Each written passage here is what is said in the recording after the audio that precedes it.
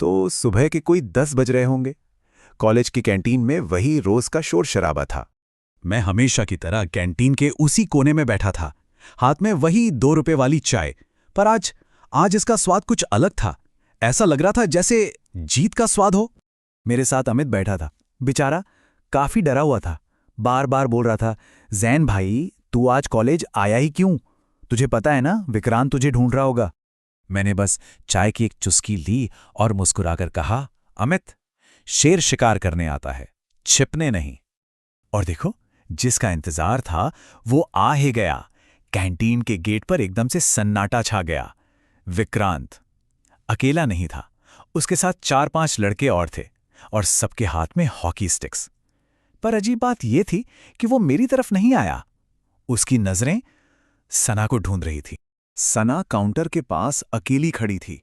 विक्रांत सीधा उसके पास गया और धड़ाम जोर से टेबल पर हाथ मारा। पूरी कैंटीन में पिन ड्रॉप साइलेंस हो गया। और फिर वो जोर से चिल्लाया, सना, टाइम अप। याद है ना कल रात क्या कहा था? या तो हां बोल दे या फिर अभी अपने पापा को फोन कर और बता दे कि वो आज से बेरोजगार हैं। सना की आंखों में आंसू आ गए। वो गिड़गिड़ाने लगी, विक्रांत प्लीज ऐसा मत करो। पर उसकी अपनी कजिन रिया जो वही खड़ी थी, वो हंस रही थी। बोली, अरे दी, नाटक क्यों कर रही हो? कर दो अंकल को फोन। वैसे भी अब उनकी उम्र हो गई है, घर बैठना चाहिए। विक्रांत को तो जैसे और मजा आ गया। उसने अपना फोन निकाला और बोला, चल छोड़, तू नहीं कर सकती तो मैं ही अपने डैड को कॉल करता हूं। तेरे पापा का टर्मिनेशन लेटर अभी इसी वक्त टाइप करवाता हूं। उसने नंबर डायल किया और फोन स्पीकर पर डाल दिया। पूरे कैंटीन को तमाशा जो दिखाना था।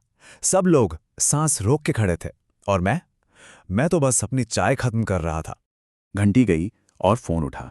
दूसरी तरफ से विक्रांत के पापा की आवाज आई, लेकिन आवाज में गुस्सा नहीं था, डर था। वो बुरी तरह चीख रहे थे, विक्रांत कहाँ है तू? फौरन ऑफिस आ, सब खत्म हो गया। विक्रांत का चेहरा देखने लायक था। वो हकलाते हुए बोला, डैड, क्या हुआ? मैं तो बस यहां सना के पापा को। उसके पापा बीच में ही चिल्लाए, अरे भाड़ में गए सना के पापा, हम सड़क पर आ गए हैं विक्रांत। उन्होंने बताया, आज सुबह जैसे ही मार्केट खुला, किसी ने हमारी कंपनी के 51% शेयर्स खरीद लिए। हम अब मालिक नहीं हैं, हमारी कंपनी बिक गई। विक्रांत का चेहरा एकदम सफेद पड़ चुका था। उसने बस इतना पूछा, किसने खरीदा?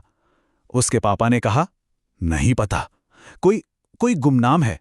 बस इतना पता है कि जी ग्रुप नाम की किसी कंपनी ने यह सब फंड किया है। और फिर उन्होंने वो आखिरी बात कही। बोले, और नए मालिक का पहला ऑर्डर भी आ गया है। पूरी पुरानी मैनेजमेंट को फायर कर दो, मतलब मुझे भी। हम बर्बाद हो गए विक्रांत। फोन कट गया। पूरी कैंटीन में मौत जैसा सन्नाटा। जो लड़का 5 मिनट पहले तक खुद को शेर समझ रहा था, अब वो एक भीगी बिल्ली की तरह कांप रहा था। और ठीक उसी वक्त सना का फोन बजा। सब उसे ही देखने लगे। उसने डरते डरते फोन उठाया।